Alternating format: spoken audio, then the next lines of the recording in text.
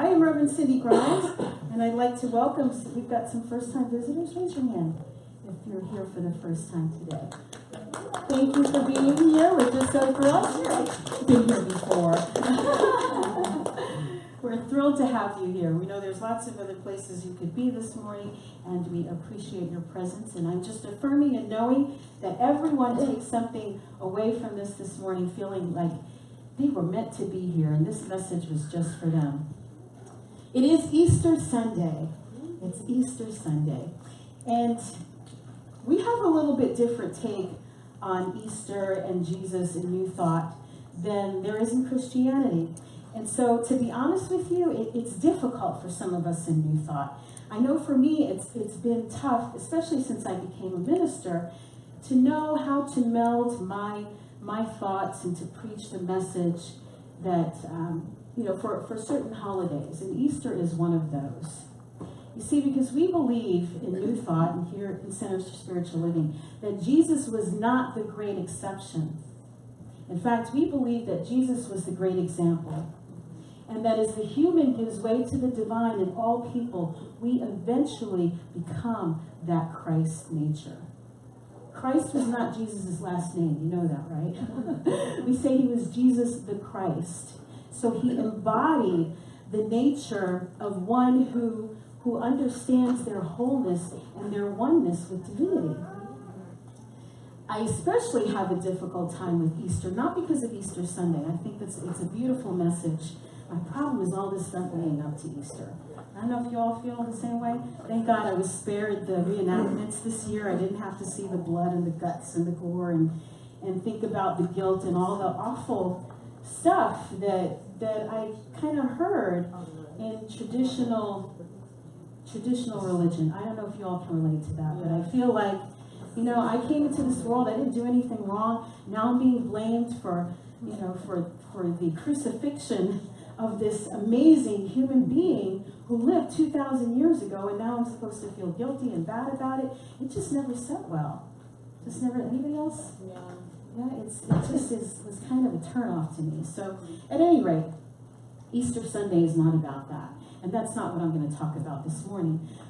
It actually was even a discussion on the ministers' listserv.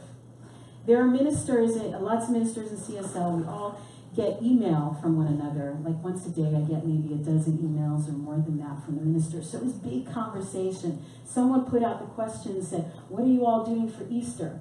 The very next response was, am I doing anything for Easter? Why would I do anything for Easter? We're New Thought. And that opened up a whole can of worms, and it was very interesting. At any rate, everyone does their own thing. And so I'm doing my own thing this morning as well. So it's going to be a little bit different maybe than what you may have heard or seen somewhere else. Because today is also April Fool's Day. It's Easter and it's April Fool's Day. And I thought, how do I mix these things together? How does this work? So I thought I'd look up the background of April Fools and find out what that's all about. So and actually, nobody seems to know when April Fool's Day really started, but it's been around for a really long time. It preceded even medieval days, which I think is very interesting. But here's what the Fool stands for. The Fool is the person, you can see him there, that's a tarot card. He's right there on the edge, kind of like he's oblivious to the danger that's around him, just having a good old time. But the Fool, you'll see in movies, in literature, he's often seen alongside the king or the ruler. The Fool's job is to deflate the ego of the ruler.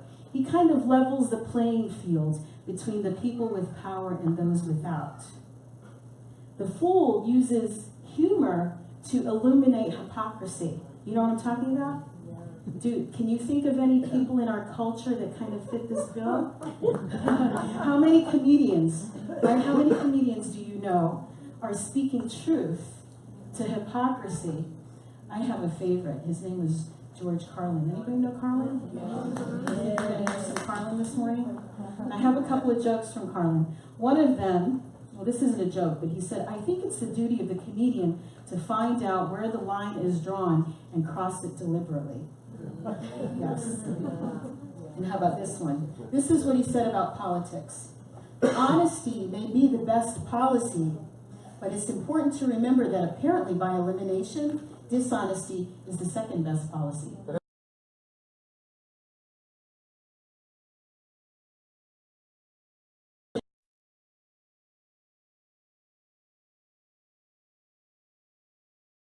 Every minute of every day.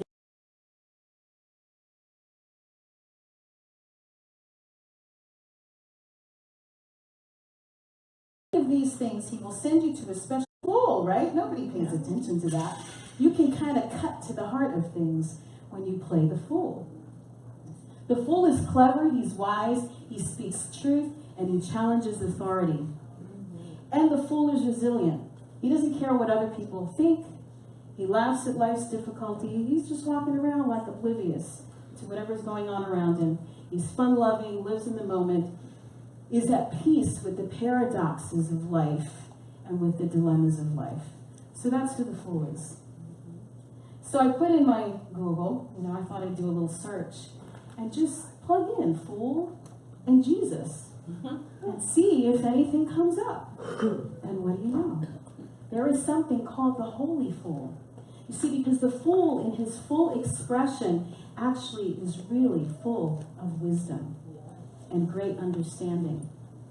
So when I plugged in Jesus and fool, this is what comes up. Holy fools. Holy fools subvert the prevailing orthodoxy. Okay, they don't like the status quo in order to point to the truth which lies beyond immediate conformity. And these two book titles are Jesus the Fool, The Mission of the Unconventional Christ, and Jesus the Holy Fool. How about that? It's very interesting, very, very interesting. I'm going to back it up. I want to say a little bit about this idea of Jesus being the fool. And I hope that doesn't offend anybody, because if you think about it, remember the story that we're told of what happened to Jesus when he came and he spoke his ministry. Imagine somebody coming today and saying, I am the Son of God, and saying a lot of things he said. He spoke in riddles, he spoke in parables, he told stories that didn't make sense to people. They thought he was a fool. His family thought he was crazy. When he was being on the road, right, carrying his cross, people were mocking him, making fun of him. Right? When he was crucified, he was being mocked. And even at the same time, he was claiming his divinity. And he was speaking to his disciples from the cross as if he was someone with some authority, which made people roll even more. They just thought that was hilarious. Look at this crazy man talking about being the Son of God, talking about creating miracles and telling us about who we really are. Well, I want to share some of the foolishness of Jesus, some of the things he said that people thought were really kind of absurd back then and even today. Here's one example of the foolishness of Jesus. He said God's presence is everywhere, including the commonplace and the ordinary. There's a parable. How many of you have heard the parable of the mustard seed? The parable of the mustard seed, he says, the kingdom of heaven is like a grain of mustard seed, which a man took and sowed in his field. Let me see if I put my notes together. Well, some of my notes didn't make it, but I'll tell you about that. The people of his time, in Jesus' time, if you know what, anybody know mustard seed? We don't grow that here. Mustard is an invasive plant, a very invasive plant. Teeny, teeny, tiny seeds like that. People didn't try to grow it on purpose. And if they did, it was problematic because it would get out of hand. So for Jesus to say the kingdom of heaven is like a mustard seed would seem very absurd to the people of his time. It's a teeny tiny seed that causes a big nuisance. But it spreads like crazy, and the birds would come and sit in it in the branches. And so Jesus said that the kingdom of heaven is like a mustard seed, where they might have been expecting him to say the kingdom of heaven is like a mighty cypress. It's something big and grand and amazing. Right? But Jesus didn't say that. He said God's presence is everywhere, including the commonplace and the ordinary. He said that all you need is the faith of a mustard seed, and you can move mountains. His whole life basically epitomizes this idea. Here was someone who came he was seen as the king, right? The king of the Jews. He came and created a whole new social order. Where was he born? He wasn't born to kings. He wasn't born to royalty. He was born in a manger. God's presence is everywhere. It doesn't have to be big signs, right? Like people would look at what we call the Old Testament, right? And think of Moses parting the sea. I mean, those are great, big, huge things that he did. Jesus is saying, look for God everywhere. Even in a tiny mustard seed, you will find God. A second thing that was kind of foolish about what Jesus said, that they thought was foolish, it's all about love. It's all about love. First of all, he said, do you know what the first commandment is? What did he say was the first commandment? To love God with all your heart, with all your might, with all your soul, with all your mind. And what's the second commandment? To love your neighbor as yourself. Which implies that you must love yourself. Right? The two very most important things. Love God. Love yourself. And in loving yourself, you can then love your neighbor. Love your neighbor. How about this one? Do you know he said to love your enemies? Right? You know that quote about loving your enemies? He talks about how everybody loves the people that love them. Right? It's easy to love your family. It's easy to love the people that love you. What reward do you get by loving the people that love you? Zero. That's what we all do. That's what we all do. What does it take to love your enemies? To love the people that persecute you. To love the people who betrayed you. To love the people who sit across the political aisle from you. To love the person who has a very different religious or spiritual belief than you do, or none for that matter. What does it take to love that? Yet this is what he called us to do. And people said that was foolish back in his day. Here we are 2,000 years later. Are there people that still think that's foolish? Foolishness of Jesus. Like the fool, he embraced the paradox.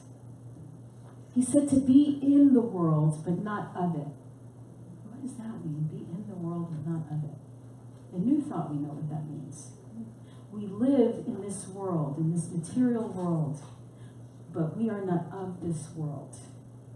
We are spiritual beings having a human experience. We are in this world, but we're not from this world. This is not our home. This is where we are. This is where we are. But we are here to be that divinity. The kingdom of God is within you. That must have been an interesting one for people to hear. The kingdom of God is within you. And yet still, even today, where are we looking for the kingdom of God? Up there, out there somewhere. We call it heaven.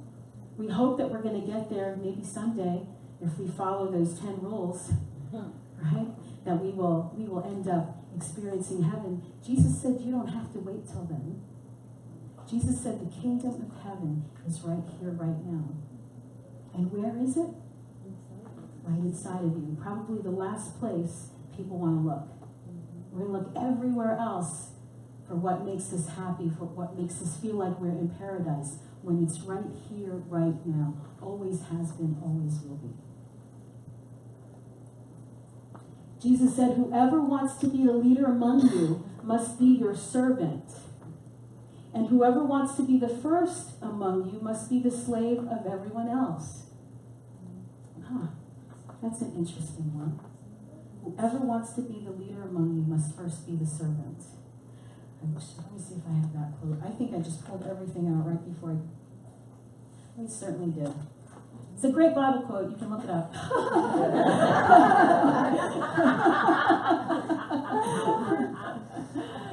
But this is the idea that if we are to lead, we are to come from a place of service. It's not about what you can do for me. It's about what can I do for you. That's what it means to truly be a leader. It's not about standing up in front of people and telling them, giving them advice, telling them what they're supposed to do, where they're supposed to go. It is about serving others. It's about serving others and using your gift. And that is what Jesus taught. Foolishness. Another thing he said, that we must die to ourselves to live. Right? And isn't that the message of the resurrection? How many times in our lives do we die to ourselves? We may not die physically, but we have little deaths that happen in our lives all the time. And sometimes they're not wanted. Sometimes they're not expected. Sometimes we don't want it. Right? We have betrayals. We lose jobs. Relationships break up. People get sick. We lose things. And with all of that, we may be hanging on for dear life. Please, please, I want this. I don't want things to change. I like the way it is. Even if you don't really like the way it is. At least it's familiar. But you have to be willing to let go of that so that you can find the greater gift. Right? Maybe the job that you lost really wasn't in your best interest. Maybe there's something else, a greater opportunity that's calling to you that you wouldn't have if you were still in that place. Maybe the relationship broke up for a reason because that's not your right person. There's someone else that is really yours, your soulmate. Question. The reference you were looking for was Matthew 20:26. Oh, thank you. Let me see it. This is the great thing about computers and Google. You can do this right in real time. And young people. Yes. Okay, so go ahead and read through.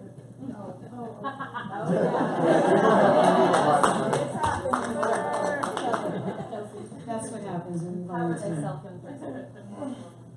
feel like I'm in school.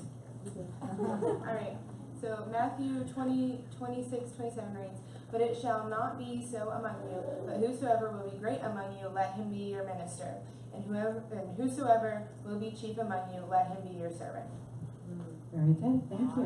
Thank you. Thank you.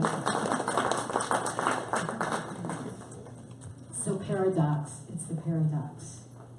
We have to learn to let go of the ego, the things that we think are important, the ways that we think our life should go.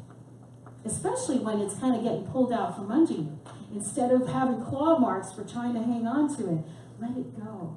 Let it go and see what life is trying to bring you, what life is gifting you. Adyashanti said this, enlightenment is a destructive process. It has nothing to do with becoming better or being happier. Enlightenment is the crumbling away of untruth. It's seeing through the facade of pretense. It's the complete eradication of everything we imagined to be true.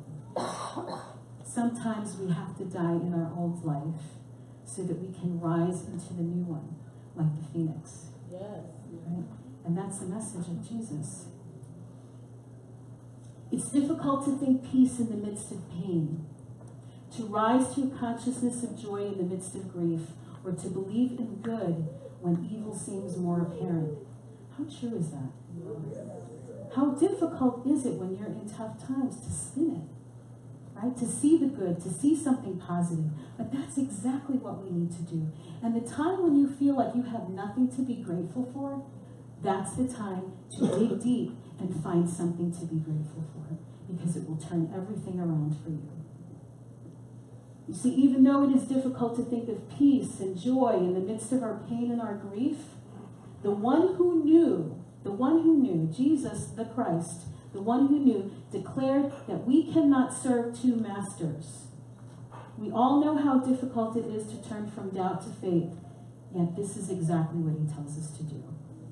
We cannot serve two masters. You cannot be in fear and doubt at the same time. You cannot be in love and hate at the same time. You cannot be in despair and joy at the same time. And it is always, always your choice, because the kingdom of heaven lies within. So are you willing to be a sacred fool? You know, we preach love and light here. We preach that message of the great one who was here 2,000 years ago. That's what we live. That's how we live. That's who we are. How many of you are willing to stand up and be that sacred fool? How many of you are willing to see God in the ordinary and the commonplace? To know that God doesn't have to be in the big signs and wonders. To see God in your everyday experience. From the moment you get up in the morning and brush your teeth and wash your face and have breakfast and kiss your sweetie, or go off to work, to find the sacred in all of those moments. How many of you are willing to be the presence of love? To be the presence of love every day. Every day. To be the presence of love in the face of those who would persecute you. To be the presence of love in someone who might betray you. To be the presence of love for someone who may hate you. To be the presence of love for someone who is ignorant. How many of you are willing to be that? To be the sacred fool? How many of you are willing to embrace the paradox? To remember that you are in this world, but you're not of it. That the kingdom of heaven, the kingdom of God lies within you. And that in order to lead, you must be willing to follow.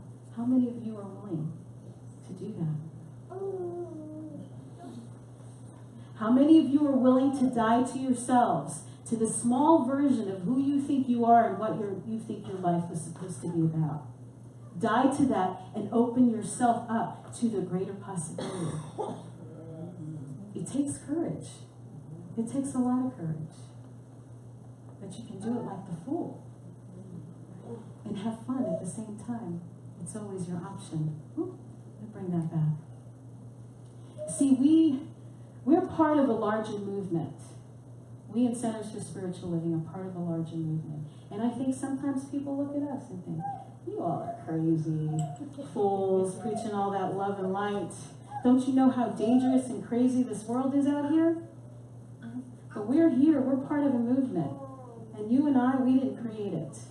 We didn't create it. And if you think it's hard to start a movement, to keep a movement going, I want to show you that it's really not. I've got a little video clip. Norma says I showed it here, but I don't think I have. And if I have, so be it. You'll just watch it again. But I think you'll enjoy this.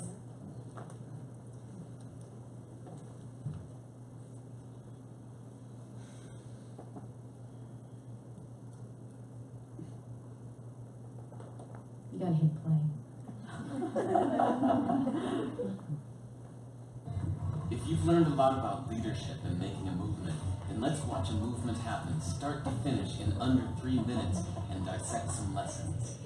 First, of course, a leader needs the guts to stand alone and look ridiculous. But what he's doing is so simple, it's almost instructional. This is key. He must be easy to follow. Now here comes the first follower with a crucial role.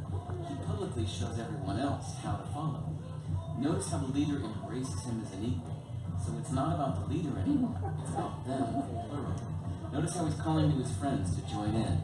So it takes guts to be the first follower. You stand out, you ridicule yourself. Being a first follower is an underappreciated form of leadership. The first follower transforms a lone nut into a leader. If the leader is the flint, the first follower is the spark that really makes the fire. Now here's the second follower. This is a turning point. It's proof the first has done well. Now it's not a lone nut, and it's not two nuts. A tree is a crowd, and a crowd is news. A movement must be public. Make sure outsiders see more than just the leader. Everyone needs to see the followers, because new followers emulate followers, not the leader. Now here come 2 more people, then 3 more immediately. Now we've got momentum. This is the tipping point, and now we have a movement. As more people jump in, it's no longer risky. If they were on the fence before, there's no reason not to join in now. They won't stand out, they won't be ridiculed, and they will be part of the in crowd if they hurry. And over the next minute, you'll see the rest who prefer to stay part of the crowd, because eventually they'd be ridiculed for not joining. And ladies and gentlemen, that is how a movement is made. So let's recap what we've learned. If you are a version of the shirtless dancing guy, all alone, remember the importance of nurturing your first few followers as equals, making everything clearly about the movement, not you. Be public, be easy to follow. But the biggest lesson here, did you catch it? Leadership is over-glorified. Yes, it started with the shirtless guy, and he'll get all the credit, but you saw what really happened. It was the first follower that transformed a lone nut into a leader. There's no movement without the first follower. See, we're told that we all need to be leaders, but that would be really ineffective. The best way to make a movement, if you really care, is to courageously follow and show others how to follow. When you find a lone nut doing something great, have the guts to be the first person to stand up and join in.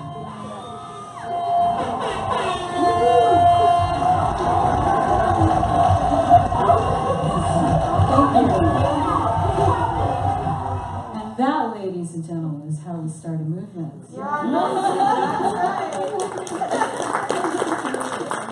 How many lone nuts do we have out there? I know there's a lot of you. I know you. Yes, yes, yes. And fortunately, you can be the first followers too.